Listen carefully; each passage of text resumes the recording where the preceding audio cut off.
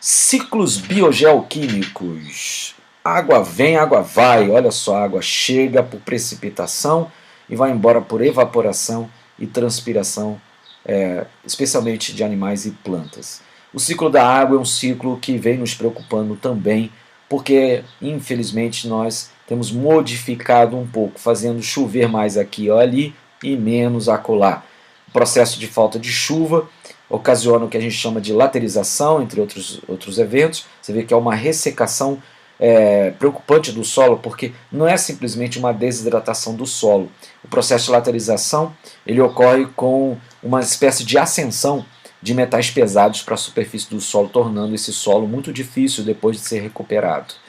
E o processo de desmatamento tem feito com que águas rolem de uma maneira mais intensa na superfície, ocasionando um evento de lixiviação que preocupa por três motivos. Primeiro, pela remoção de nutrientes, segundo, pela erosão e terceiro, pela acidificação do solo.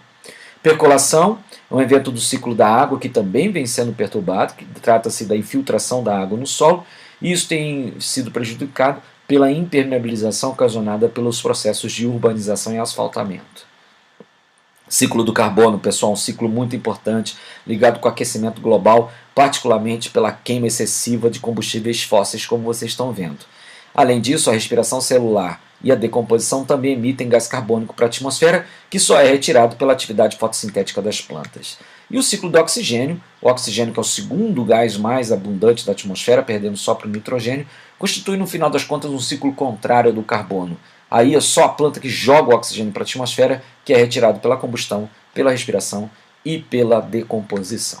O ciclo do nitrogênio, o ciclo no N2, é o ciclo considerado o mais complexo de todos, porque há toda uma parafernália de bactérias que atuam no sentido de fixar, transformar e depois de desnitrificar o nitrogênio que aparece no meio ambiente. O processo de fixação se dá em raízes de plantas, leguminosas, uma família de dicotiledonas, de eudicotiledonas, e são fixadas também por bactérias livres na água e na terra. Esse processo de fixação, portanto, é feito apenas por bactérias. Quando eu falei das leguminosas, são bactérias que ficam na raiz delas.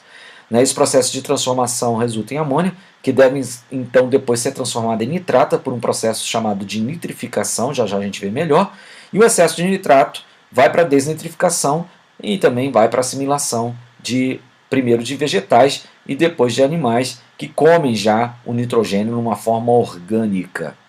O processo de fixação é feito por bactérias, como eu disse, que se encontram ou no solo ou na água, ou então associadas à raiz de planta. Essas bactérias têm uma enzima especial chamada nitrogenase, que permite a conversão do gás nitrogênio em amônia.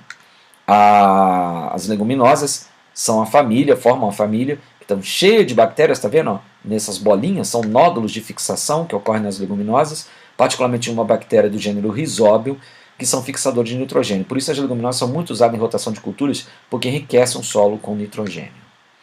O processo de nitrificação é o processo de transformação de amônia em nitrato. Ele se dá em duas etapas, pessoal. Primeiro, essa amônia é convertida em nitrito por dois gêneros bacterianos chamados Nitrosococcus e Nitrosomonas.